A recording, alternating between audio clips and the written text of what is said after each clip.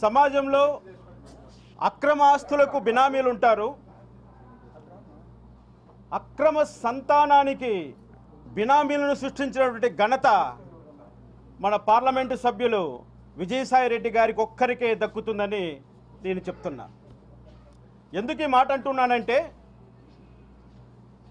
మా దళిత గిరిజన బిడ్డలను, ఆడబిడ్డలను ఏ విధంగా ఎక్స్‌ప్లాయిటేషన్ చేసి వారి రాజకీయ అవసరాల కోసం, వారి ఆర్థిక సంపదను పెంచుకోవడం కోసం వాళ్ళని ఏ విధంగా బలిపశులు చేసి సమాజంలో వాళ్ళ కుటుంబాలని ఎలా విచ్ఛిన్నం చేస్తున్నారో ఈ విజయసాయి రెడ్డి లాంటి వాళ్ళు, నాగార్జున రెడ్డి లాంటి వాళ్ళు, పెద్దిరెడ్డి ద్వారకనాథ్ రెడ్డి లాంటి వాళ్ళు, పెద్దిరెడ్డి రామచంద్రారెడ్డి లాంటి వాళ్ళు, సజ్జల రామకృష్ణారెడ్డి లాంటి వాళ్ళు, వీళ్ళందరికీ నడిపించేటువంటి కింగ్ జగన్మోహన్ రెడ్డి లాంటి వాళ్ళు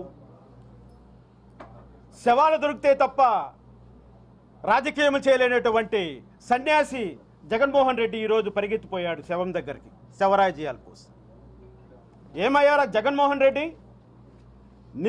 నీతో పాటు జైల్లో గడిపినటువంటి ఏటు విజయసాయి రెడ్డి ఇంత అరాచకాన్ని, ఇంత జుగుప్సాకరమైనటువంటి వాతావరణాన్ని రాష్ట్రంలో సృష్టిస్తే ఆ విషయం గురించి నువ్వు పట్టించుకోకుండా శవరాజకీయాల కోసం పరిగెత్తి వెళ్ళావంటే జగన్మోహన్ రెడ్డి ఏమిటి ఈ దారుణాలు?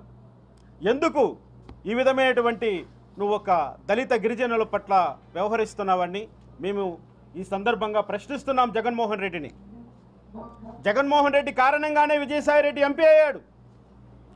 జగన్మోహన్ రెడ్డి కారణంగానే విజయసాయి రెడ్డి వేల కోట్లకు వారసుడయ్యాడు. కానీ తన వారసత్వాన్ని నిలబెట్టుకోలేనటువంటి ఒక ముసలి వయసులో ఈ విధమైనటువంటి ఒక గిరిజన మహిళను ఎన్నుకొని తన కోసం వాడుకొని ఈరోజు మదన్ మోహన్ లాంటి వాళ్ళని ఈ విధంగా బజారు పాలు చేసి వాళ్ళ కుటుంబాన్ని విచ్ఛిన్నం చేసి ఈరోజు లేనిపోని నిందలన్నీ కూడా కమ్మ సామాజిక వర్గంపై వేస్తున్నాడు. నేను ఒక మాట చెప్తున్నా, దళిత గిరిజనులకు ఈ 5 సంవత్సరాలు అండగా నిలబడింది కమ్మ సమాజం. నాలాంటి జడ్జి పైన జరిగినటువంటి దాడులకు అండగా నిలబడింది. భారత పార్లమెంటులో మహోగమైనటువంటి మహాభియోగ తీర్మానం, ఇంపీచ్మెంట్ అనేటువంటి ప్రక్రియ కోసం సహాయం చేసింది కమ్మ సామాజిక వర్గం. ఈ దుర్మార్గుల నుంచి మా ప్రాణాలను కాపాడింది కమ్మ సామాజిక వర్గం. మమ్మల్ని రోడ్లపైన తరుముతుంటే, ప్రాణాలు అరచేతి పెట్టి మేము పారిపోతుంటే, మేము తినేటువంటి భోజనములు మన్ను కొడుతుంటే, మేము తాగేదానికి నీళ్ళు అడిగితే ఉచ్చ తాగండి అంటూ అవహేళన చేస్తుంటే ఆ రోజు మాతో హక్కును చేర్చుకొని మమ్మల్ని కాపాడింది కమ్మ సామాజిక వర్గం. కమ్మ సామాజిక వర్గం ఈరోజు మీడియాలో ప్రధానంగా ఉండవచ్చు. వాళ్ళు ఈ సమస్యలను ప్రజల ముందుకు తీసుకొని రావచ్చు. వాళ్ళ బాధ్యత అది, వాళ్ళ గురుతర బాధ్యత అది. ఆ పని చేశారు. మదన్ మోహన్ గారి యొక్క కష్టాన్ని ప్రజల ముందుకు తీసుకొచ్చారు ఆ మీడియా వాళ్ళు. అంత మాత్రానికి ఎంతగా వాళ్ళని అవమానకరంగా మాట్లాడి పోటీగా మీడియా పెడతానంటూ మాట్లాడినటువంటి ఈ పోటుగాన్ని మేము ఒకటే ప్రశ్నిస్తున్నాం. డిఎన్ఏ టెస్ట్కు నువ్వు ఎందుకు ఒప్పుకోవట్లేదు? 2016 నుంచి నువ్వు శాంతి గారితో చేసినటువంటి ప్రయాణం గురించి నువ్వు ఎందుకు ఒప్పుకోవట్లేదు? ఎందుకు నీ మధ్యలో బినామీ సృష్టించాలని ఒక పోతిరెడ్డి సుభాష్ రెడ్డిని ఎందుకు బినామీగా నువ్వు ఎక్స్పోజ్ చేయాలని చూస్తున్నావు? నీ ఘనకార్యానికి నువ్వే ఒప్పుకోవయ్యా. నీ కష్టార్జితాన్ని మరొకరికి ఎందుకు ఇస్తావు? నీ కష్టార్జితాన్ని ఇంట్లో పెట్టుకో. బినామీల పేరు మీద ఆస్తులు పెడదాం, అంతేగాని రక్తాన్ని కాదు. మీ వాళ్ళు అంటుంటారే, యూట్యూబ్లో చెప్తుంటాడు ఒకడు, ఇన్నా రే మన రక్తం మన రక్తం, దాన్ని మీరు ఇంకొకరికి ఇవ్వకండి అని. అదే మీ సంప్రదాయం, అదే మీ విఘ్నత. మారండి, మార్చుకోవడానికి ప్రయత్నం చేయండి, ప్రజల్లో మంచి పేరు తెచ్చుకోండి, మళ్ళీ అధికారంలోకి రండి, సంతోషిస్తాం. మారకుండా మేము ఇంతే, మేము ఇలాగే చేస్తాం, మిమ్మల్ని మేము అణిగి తొక్కుతాం, మీ ఆడవాళ్ళని ఈ విధంగా చేరుస్తాం. అవును, చెరిశారు శాంతి గారిని. భర్త ఉండంగా ఇటువంటి సంబంధాలు పెట్టుకుంటే దాన్ని న్యాయ పరిభాషలో రేప్ అంటారు. అక్రమ సంబంధం అని కాదు, రేప్ అంటారు. ఒక దళిత స్త్రీని కానీ ఒక ఆదివాసీ స్త్రీని కానీ ఏదో రూపంలో లోపరుచుకొని వాళ్ళతో శారీరక సంబంధం పెట్టుకుంటే అది నేరమని ST prevention of atrocity act స్పష్టంగా చెప్తోంది. మీకు చట్టాల గురించి తెలుసు, చట్టాలు చేసేటువంటి చట్టసభల్లో సభ్యులు మీరు. మరి ఏ విధంగా ఈ అనైతికమైనటువంటి కార్యానికి మీరు పూడుకున్నారు విజయసాయిరెడ్డి గారు అని మేము ప్రశ్నిస్తున్నాం. వెళ్తాడట, ఉమెన్ కమిషన్కి వెళ్తాను, ఎస్టీ కమిషన్కి వెళ్తాను, హ్యూమన్ రైట్ కమిషన్కి వెళ్తాను, పార్లమెంట్లో నా ప్రివిలేజ్ వాడుకుంటాను అంటున్నాడు. నువ్వు వాడుకోవాల్సింది నీ పార్లమెంటరీ ప్రివిలేజ్ కాదయ్యా. ఒక వ్యక్తిగా, ఒక మనిషిగా, ఒక ఆడదానికి భర్తగా ఆ ప్రివిలేజ్ వాడుకో. నిన్ను నమ్ముకొని నీ భార్యను ద్రోహం చేశావు, మరొకటి భార్యను అన్యాయం చేశావు. ఇదే ప్రివిలేజ్ నీకు. ఈ విషయం తేలాలి. న్యాయ ప్రక్రియ సుదీర్ఘమైనదే, న్యాయ ప్రక్రియ చాలా రోజులు పడుతుంది. అయినప్పటికీ కూడా మీ మదన్ మోహన్ ఏంట నడుస్తాం. మేము అంటున్నాం, మదన్ మోహన్ గారు వాళ్ళ ఇంటి పేరు మానేపాటి, మన విజయసాయిరెడ్డి గారి యొక్క ఇంటి పేరు ఈ పెనుంబాక. ఆయన బాగా గుర్తుపెట్టుకున్నారు, ఎనుంబాక. ఈ కలియుగ కృష్ణుడు శాంతి గారికి పుట్టిన ఈ మగబిడ్డ ఏ వారసత్వానికి వారసుడో తేలాలి. మైనంపాటి వారసుడా, వేనంబాగు వారసుడా, క్లారిటీ రావాలి. కావాలి చట్టానికి, అది చట్టం ప్రకారం ఇది తేలాలి. మేము వెళ్ళాం, రాష్ట్ర హోమ్ మినిస్టర్ గారిని కలిసాం, డీజీపీ గారికి కలిసాం, ఇంతవరకు ఎఫ్ఐఆర్ రాలే. అడుగుతున్నాం ఈ ప్రభుత్వాన్ని కూడా, కంప్లైంట్ ఇచ్చిన వెంటనే ఎఫ్ఐఆర్ కట్టాలి కదా, మీరెందుకు తాత్సారం చేస్తున్నారని అడుగుతున్నాం. విజయసాయిరెడ్డి మీకు ప్రివిలేజా? అడుగుతున్నాం, ఈ ప్రభుత్వాన్ని కూడా ప్రశ్నిస్తున్నాం మేము. మీరు ఎఫ్ఐఆర్ కడితే ఆ ముద్దాయిని కోర్టులో ప్రొడ్యూస్ చేస్తే కోర్టు ఆర్డర్ వేస్తుంది అతని డిఎన్ఏ టెస్ట్కి పంపించమని. ఎందుకు తాత్పర్యం చేస్తున్నారు? ఒకవేళ విజయసాయిరెడ్డి గారు కానీ ఒక ఇంజెక్షన్ తీసుకున్నాడంటే నేను చెప్తున్న విషయం, 30 రోజులు ఆయనకు వీరెకణాలు బయటికి రావు. ఏంటి, చట్టములో ఉన్నటువంటి లొసుగులను అడ్డు పెట్టుకోదలుచుకున్నారా? టెక్నాలజీని వాడుకోదలుచుకున్నారా? ఆ బిడ్డకు నేను తండ్రిని కాదని నిరూపించుకునే అవకాశాన్ని విజయసాయిరెడ్డి కల్పిస్తున్నారా? వెంటనే అరెస్ట్ చేయాలి. ఎందుకంటే విజయసాయిరెడ్డి గారికి శాంతి గారికి ఉన్నటువంటి అవినాభావ సంబంధం ఈనాటిది కాదు, 2016 డిసెంబర్ నుంచి ప్రారంభమైంది. నేను కల్లారా చూశాను. ఇప్పుడు సోదరుడు చెప్తున్నాడు, నా భార్య జూనియర్ సివిల్ జడ్జి అవుతుందని దిగ్విజయ్ అనేటువంటి ఒక సంస్థలో నేను కోచింగ్కు పంపించాను. తనకు డిస్టర్బ్ కాకూడదని తనకు సపరేట్గా ఒక అకామిడేషన్ ఏర్పాటు చేశాను. ఆ టైంలో నన్ను మోసం చేసి ఈ విధంగా విజయసాయిరెడ్డి సుభాష్ రెడ్డితో కలిసి ఢిల్లీకి ప్రయాణం వచ్చింది. అది మీకు అంటబడింది. ఈరోజు మీరు బయట పెడుతున్నారు సార్, దీంట్లో వాస్తవం నాకు అర్థమవుతుంది అంటున్నాడు. మేము అంటున్నాం, శాంతి గారిని ప్రలోభ పెట్టే విజయసాయిరెడ్డి ఈ నేరం చేశాడు. ఒక గిరిజన స్త్రీని ప్రలోభ పెట్టి లొంగ తీసుకొని శారీరక అవసరాలకు వాడుకొని, అదేవిధంగా ప్రభుత్వ ఆస్తులను కొల్లగొట్టడం కోసం, విశాఖపట్నంలోని దేవాదాయ భూములన్నింటినీ దోచేయడం కోసం శాంతి గారిని ఈ విధంగా అక్రమంగా వాడుకోవడం కూడా ఇది నేరమే. ఆమెను నేరం చేయడానికి ప్రోద్బలించిన వాడు విజయసాయిరెడ్డి. నేరం చేసిన వాళ్ళకన్నా నేరాన్ని ప్రోత్సహించి నేరం చేసేటట్లు ప్రలోభ పెట్టేటువంటి వ్యక్తి మొదటి ముద్దాయి అవుతాడు. ఈరోజు శాంతి గారు తన ఉద్యోగాన్ని కోల్పోయారు. ఛార్జెస్ ఫ్రేమ్ ఎదుర్కోవాల్సి వస్తుంది. తనకున్నటువంటి అక్రమాస్తులన్నీ ఈరోజు ప్రభుత్వం వాళ్ళు ఛార్జ్షీట్లో పొందుపరిచారు. తను ఈరోజు సమాధానం చెప్పుకోవాలి. ఒకవేళ ఏసీబీ కేసులు కానీ ఇందులో ఇన్వాల్వ్ అయితే సిబిఐ వస్తుందో, ఈడీ వస్తుందో, ఇన్కమ్ ట్యాక్స్ వస్తుందో, ఏ అర్ధరాత్రిలో ఎవరొచ్చి ఏ అధికారి వచ్చి ఇబ్బంది పడతారో ఆమె చాలా మనోక్షోభకు గురయ్యేటువంటి అవకాశం ఉంది. ఆమె తప్పు చేసిందా, ఒప్పు చేసిందా, ఆమె చేసింది న్యాయమా, ధర్మమా అనేది న్యాయస్థానాలకు వదిలిపెడితే ఒక మనుషులుగా, ఒక మానవత్వం ఉన్న వాళ్ళుగా, ఒక బడుగు బలహీన వర్గాలకు చెందిన వాళ్ళుగా ఎంతో కష్టపడితే కానీ ఒక స్థాయికి రాలేటువంటి ఈ బడుగు బలహీన వర్గాలు, ఆదివాసీ, గిరిజనులు, ఈ దళితుల బిడ్డలు ఒక ఉన్నత స్థానంలో ఉంటే మీ కళ్ళు వార్చవు. ఈ విధమైనటువంటి రొంపులేకి దించుతారు, ఈ విధంగా వాళ్ళ జీవితాలను నాశనం చేస్తారు, ఈ విధంగా వాళ్ళ బిడ్డలను కూడా సర్వనాశనం చేస్తారు, ఒక కుటుంబాన్నే సర్వనాశనం చేస్తారు. కాబట్టి మేము ఒకటే డిమాండ్ చేస్తున్నాం, విజయసాయి రెడ్డి పైన క్రిమినల్ చర్యలు వెంటనే ప్రారంభించాలి. ఏదైతే మన మదన్ మోహన్ గారు ఇచ్చినటువంటి క్రిమినల్ కంప్లైంట్ ఉందో ఆ కంప్లైంట్ వెంటనే ఎఫ్ఐఆర్గా రిజిస్టర్ చేసి విచారణ మొదలుపెట్టి విజయసాయి రెడ్డి గారిని అరెస్ట్ చేసి అతని దగ్గర డిఎన్ఏ సంబంధించినటువంటి మెటీరియల్ కలెక్ట్ చేసి అతను మెడికల్ ఎగ్జామినేషన్ చేసుకోకుండా అడ్డుపడి ఈ యొక్క ప్రశ్నకు సమాధానం చెప్పండి. ఈ యొక్క కలియుగ కర్ణుణ్ణి మరో కర్ణునిగా, మరొక ఉగ్రవాదిగా తయారు చేసి సమాజం పైన వదలకండి. మాకు ఆన్సర్ కావాలి. మేము ప్రశ్నిస్తున్నది అదే. మదన్ మోహన్ గారికి న్యాయం జరగాలి.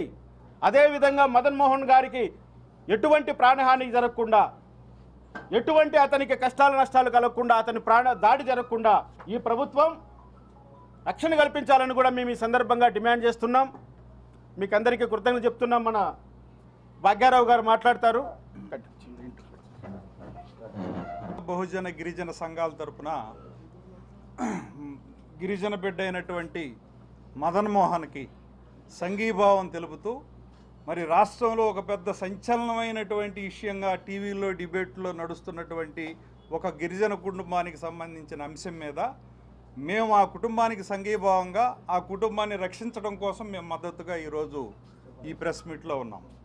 ప్రధానంగా దీనిలో విశాఖపట్నంలో ఒక గిరిజన యువతి, ఆమె అసిస్టెంట్ కమిషనర్ ఆఫ్ ఎండోమెంట్స్ శాంతి అనే అమ్మాయిని ప్రలోభ పెట్టి అడ్డం పెట్టుకొని విజయసాయి రెడ్డి అని ఎంపీ 1000 కోట్లు సంపాదించాడు. అసలు విషయం ఇది. ఒక గిరిజన యువతిని ప్రలోభ పెట్టి అడ్డం పెట్టుకొని ఆమెను బెదిరించి ఆమె అధికారాన్ని అడ్డం పెట్టుకొని 1000 కోట్లు సంపాదించాడు భూదందాలతోటి. ఏ విధంగా అంటే అసిస్టెంట్ కమిషనర్ ఆఫ్ ఎండోమెంట్స్ అంటే దేవాదాయ భూములు, ధర్మాదాయ భూములు, ప్రేమ సమాజం భూములు వాళ్ళ అధీనంలో ఉంటాయి. ఆ ప్రాంతంలో మనందరికీ తెలుసు 3 రాజధానుల డ్రామాతో గత ప్రభుత్వంలో విశాఖపట్నం వాళ్ళు కేంద్రంగా ఎంచుకున్నారు. అక్కడ ఉన్నటువంటి భూములన్నీ వాల్యూ బాగా కోట్ల రూపాయలు వాల్యూ చేసే భూముల్ని 33 సంవత్సరాలకి, 66 సంవత్సరాలకి, 99 సంవత్సరాలకి విజయసాయి రెడ్డి తన అనుయాయులకి ఈ అసిస్టెంట్ కమిషనర్తో రాయించుకున్నాడు. లీజ్ అగ్రిమెంట్లు రాయించుకొని ఆ భూములన్నీ అమ్మేశారు. 1000 కోట్లకు పైగా భూములు సంపాదించారు. మహా అయితే ఎంతో కొంత ఎముక కూడా ఇచ్చి ఉండొచ్చు ఈమెను ప్రలోభ పెడతానికి. కానీ ఈమెను శారీరకంగా ఇల్లీగల్గా ఈమెను ఉపయోగించుకున్నారు. బిడ్డను కూడా కన్నారు. తండ్రి ఎవరో తెలియని బిడ్డ ఈరోజు అక్కడ ఉన్నాడు. 1000 కోట్ల రూపాయల ఆస్తులు సంపాదించుకున్నారు. అటువంటి విజయసాయి రెడ్డి ఎంపీ విలేకరుల సమావేశం పెట్టి మొత్తం మీడియా అధిపతులందరినీ తిడుతున్నాడు. అది విచిత్రం. ఈ రాష్ట్రంలో మీడియా ఏమో ఒక పక్క వాయిస్ ఆఫ్ ది వాయిస్లెస్గా ఉండి రాష్ట్రంలో నోరు లేని వాళ్ళకి గొంతుకులాగా మారి దళితులు, అణగారిన కులాల సమస్యలన్నీ బయట పెడతా ఉంటే గత ప్రభుత్వంలో ఈ విజయసాయి రెడ్డి ఏమో నేను చాలా ధర్మాత్ముడిని, ఈ మీడియా అంతా దొంగలని చేయబోయే ప్రచారం నిన్న మీడియా అధిపతులందరిని తిట్టాడు, విలేకరులను తిట్టాడు, వాడన్నాడు, వీడన్నాడు, నోరు బారేసుకున్నాడు. జర్నలిస్టులను, సీనియర్ జర్నలిస్టులందరిని తిట్టాడు. అంటే ఇటువంటి విజయసాయి రెడ్డి అంటే 4th ఎస్టేట్ అయిన మీడియా అధిపతుల్ని, జర్నలిస్టుల్ని కూడా తిట్టినటువంటి విజయసాయి రెడ్డిని క్షమించడానికి వీల్లేదు. దళిత గిరిజన సంఘాలుగా మేమందరం తక్షణమే అతని రాజ్యసభ సభ్యత్వాన్ని రద్దు చేయాలని డిమాండ్ చేస్తున్నాం. తర్వాత రామోజీరావు గారు మీద నేను ట్విట్టర్లో ఆయన్ని వేధిస్తూ నేను ట్వీట్ చేశాను, నన్ను ఏమీ చేయలేకపోయారని ఆయనే మీడియాలో అన్నాడు. కాబట్టి రామోజీరావు గారి మరణానికి కూడా అతనే కారకుడు. 306 కింద హత్యానేరం కింద అతని మీద కేసు కట్టాలి, అతన్ని అరెస్ట్ చేయాలని కూడా డిమాండ్ చేస్తున్నాం. తర్వాత ఎస్సీ ఎస్టీ అత్యాచార నిరోధక చట్టం కింద శాంతి అనే ఒక గిరిజన మహిళను లోబర్చుకొని శారీరకంగా వాడుకొని ఆమెకు బిడ్డను పుట్టించి అతని భర్తను కూడా మోసం చేసినటువంటి వీళ్ళ మీద ఎస్సీ ఎస్టీ చట్టం కింద కూడా కేసు కట్టి అరెస్ట్ చేయాలని డిమాండ్ చేస్తున్నాం. ఈ అంశాల మీద మేము పోరాటానికి సిద్ధంగా ఉన్నాం. రాష్ట్ర ముఖ్యమంత్రి చంద్రబాబు నాయుడు గారికి కూడా మేము ఇవాళ రేపు కలిసి సిట్ దర్యాప్తు వేయమని, దీని మీద ఈ విజయసాయిరెడ్డిని తక్షణం అరెస్ట్ చేయమని, సిట్ దర్యాప్తు వేయమని డిమాండ్ చేయడానికి మేము సిద్ధంగా ఉన్నామన్న విషయాన్ని మీకు తెలియజేస్తున్నాం. జై భీమ్. గారిని కానీ అడగండి. చెప్పండి. మరి ఎస్సీ ఎస్టీ కేసు కింద మీరు ఎలా కంప్లైంట్ కట్టాలని చెప్తారు? కూడా మదన్మోహన్ గారు కూడా ఎస్టీ, అర్థమైందా?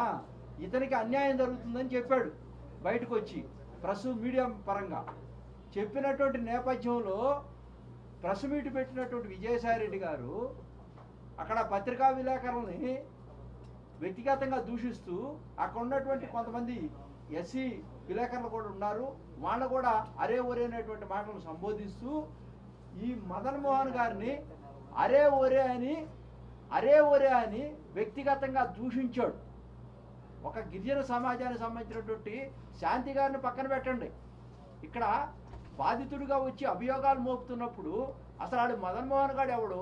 నా దగ్గరికి 2 సార్లు వచ్చాడు, ఏదో ఇచ్చాను యథాలాపంగా, నేను ఇన్ని సంవత్సరాలు ఉద్యమం చేశాను, నాకేమైనా చేసావా నువ్వు విజయసాయిరెడ్డి గారు?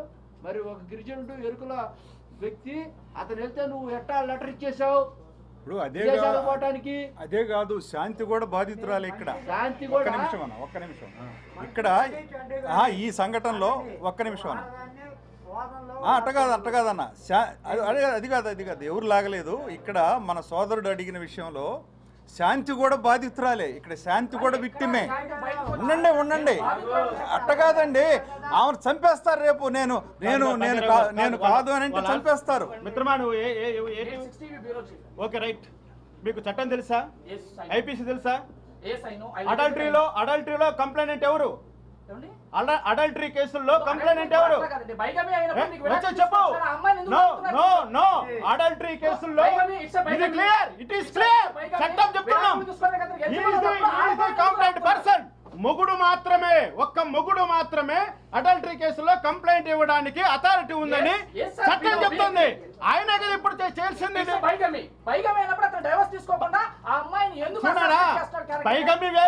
బైగమీ వేరు, అడల్టరీ వేరు, రెండు డిఫరెంట్ అఫెన్సెస్.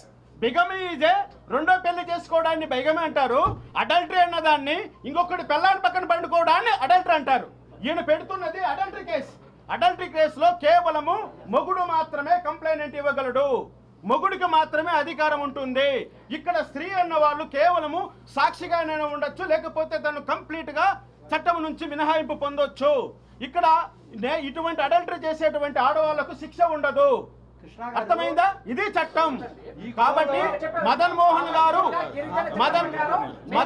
గారు నేను గిరిజన చట్ట ప్రకారం కుల పెద్దల్లో విడాకులు తీసుకున్నాను. ఈ విడాకులు గిరిజన చట్ట ప్రకారం చెల్లుతాయా లేవా? చెల్లవు. రాసి పెట్టుకోండి, చెల్లవు. ఎందుకంటే మీకు కూడా తెలుసు కృష్ణ గారు, ఈ జాతుల్లో ఒక సాంప్రదాయం ఉంది. ఎరుకల జాతిలో ఏది పావుసారా అనేటువంటిది పెద్దలందరూ కూర్చుంటారు, అదంత మోడా అనే దాంట్లో మనం తీసేసుకుంటారు, అది అయిపోతుంది. అది చట్టాన్ని ప్రశ్నించక ముందు జరిగేటువంటి అంశం, అది సాంప్రదాయం. చట్టం వచ్చిన తర్వాత చట్టం కనుక మనం ప్రశ్నిస్తే చట్టంలోకి వెళ్ళి డెఫినెట్ గా అది డిఫాల్ట్ అవుతుంది, అది అప్లికబుల్ కాదు. చూడండి, చట్టంలోకి రాదు. Morals are different with law. Morals is prevail in the community but not before the law. అంటే ఏంటి? మోరల్స్ అంటే ఈ విధమైనటువంటి సంప్రదాయాలని మనం మోరల్స్ గా సంప్రదాయాలుగా ట్రీట్ చేస్తాం. అది ఎంతవరకు? కోర్ట్ ఆఫ్ లా ముందర ప్రశ్నించినంత వరకు మోరల్స్ ప్రివైల్ ఉంటాయి.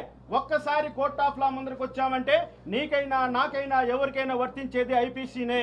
మనమందరం ఇండియన్ పీనల్ కోడ్నే ఫాలో అవుతున్నాం. ఈ రోజు చట్టం మారినట్లుగా మార్చుకోవచ్చునేమో కానీ డెఫినేషన్స్ మారవు.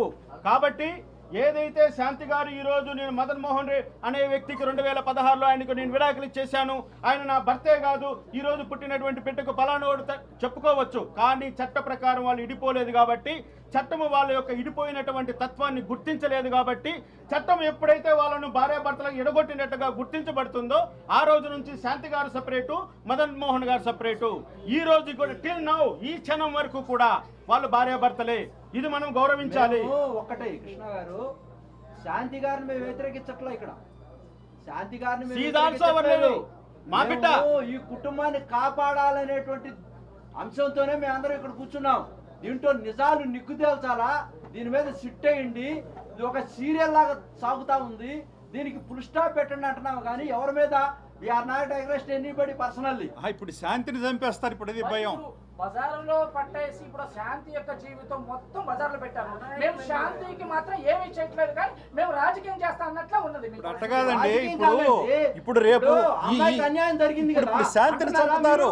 మీరు అన్యాయం జరిగింది అంటారా? అంటే ఆ అమ్మాయికి అన్యాయం జరిగింది అనేది ఎవరు చేశారు అన్యాయం? అన్యాయం చేసి ఉండొచ్చు, కానీ ఇక్కడ మీరు బద్నాం చేసేది శాంతి జీవితం. ఎవరో బదనాం కావట్లా, ఇతని జీవితం కూడా ఉంది ఇక్కడ. మీరు మదన్ మోహన్ గురించి ఆలోచించట్లా, ఇతర ఆడపిల్లల గురించి మాట్లాడట్లేదు, మీరు కుటుంబ వ్యవస్థ గురించి మాట్లాడట్లా, వ్యక్తిగతంగా శాంతి గురించి. శాంతి గారు కూడా ఈ కుటుంబంలో సభ్యురాలు కాబట్టి ఈ ఎపిసోడ్ లో తప్పక బయటికి రావాల్సిందే. సీత కూడా వచ్చింది ఆ రోజున, అగ్ని ప్రవేశం చేసింది, తప్పదు. రేతాయుగం నుంచి ద్వాపరయుగం నుంచి అన్ని కుటుంబాలు పెద్ద పెద్ద మా తాతలు నేతలు తాగారు, మా మూతులు వాసన చూడండి అన్నప్పుడు ప్రూవ్ చేసుకోవటం కోసం తప్పకుండా ఈ ఎపిసోడ్ లో అందరూ మాట్లాడాల్సిందే. అమ్మాయి కూడా ఎందుకు కలుపుకోలేదు? ఏమండి మీరు మీరు ఏమండి వినండి, తప్పకుండా రమ్మానండి.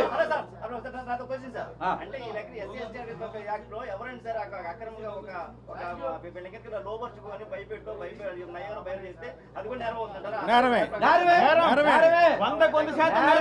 ఇంకోటి అమ్మాయిని కూడా రమ్మానండి, మేము తప్పకుండా ఇన్వైట్ చేస్తాం, తప్పులేదు. విజయసాయి రెడ్డి గారి యొక్క పాత్రని తేల్చమంటున్నాం దీంట్లో. మేము రాజకీయ కోణంలో చూడట్లేదు. ఆ అమ్మాయి మీరు ఇంకోటి అన్నారు కదా, మన విజయసాయి రెడ్డి గారు ఏమన్నారు, కమ్మ మహిళ అయితే మీరు ఇంత పెద్దగా మాట్లాడతారా అన్నారు. నేను మీకు ఉదాహరణ చెప్తున్నాను. ఎన్ఆర్ఐ నుంచి వచ్చినటువంటి చౌదరి గారు, ఆయన మాజీ ఒక టీవీ ఛానల్కి అధిపతి, మేనమామ ఇక్కడ తీసుకొచ్చి చంపేశారు నందిగామ దగ్గర. తారా చౌదరి ఎవరో ఉంది వాళ్ళ మేనగోళ్ళు, ఆమె గురించి టీవీలన్నింటిలో కూడా చిత్తా చౌదరి ఆమె గురించి టీవీలో అన్ని కమ్మ సామాజిక వర్గ సంబంధం లేదు. న్యాయం గురించి నిగ్గు తేల్చేటప్పుడు మీ యొక్క ఛానల్స్ అన్ని కూడా ఆమె గురించి సుంకాలుగా పుంకాలుగా మాట్లాడి, ఇప్పుడు విజయసాయి రెడ్డి గారు ఆ విధమైనటువంటి భాషని, అయినా తారక రత్న గారు చనిపోయినప్పుడు వాళ్ళ మేనగోడలను ఇచ్చినప్పుడు చంద్రబాబు నాయుడు గారి దగ్గరికి వెళ్ళి 20 రోజులు అక్కడే ఉన్నాడు కదా నేను తమ్ముండి, నాకు అన్న చంద్రబాబు నాయుడు గారని, మరి ఆ కుటుంబంలో సభ్యుడే కదా, మరి కమ్మ కులాన్ని తిట్టాల్సినటువంటి అవకాశం ఏమొచ్చింది? నువ్వు అభద్రతాభావంతో ఉన్నావు కాబట్టి. మీడియా మొత్తాన్ని ఎందుకు తిట్టాలా? ఓకే, అభియోగం మోపాడు మదన్ మోహన్ గారు, నువ్వు ఆన్సర్ చెప్పు. ప్రెస్ ముందుకు వచ్చి నువ్వు వైట్ కాలర్ అంటున్నావు కదా, టక్ చేసుకున్నావు అంటున్నావు కదా, నువ్వు ఎంపీవి కదా, నువ్వు తప్పకుండా చెప్పు. డిఎన్ఏకి రా. ఒకవేళ నువ్వు కరెక్ట్ అయితే ఈ సమాజం నిన్ను సిబిఐ ఎంక్వైరీలో కూడా చాలా మంది బయటకు వచ్చిన వాళ్ళు ఉన్నారు కదా నిజాయితీగా, తప్పేముంది? ఇది భారతదేశం, స్వతంత్ర భారతావనిలో అందరికీ చట్టాలు ఉన్నాయి.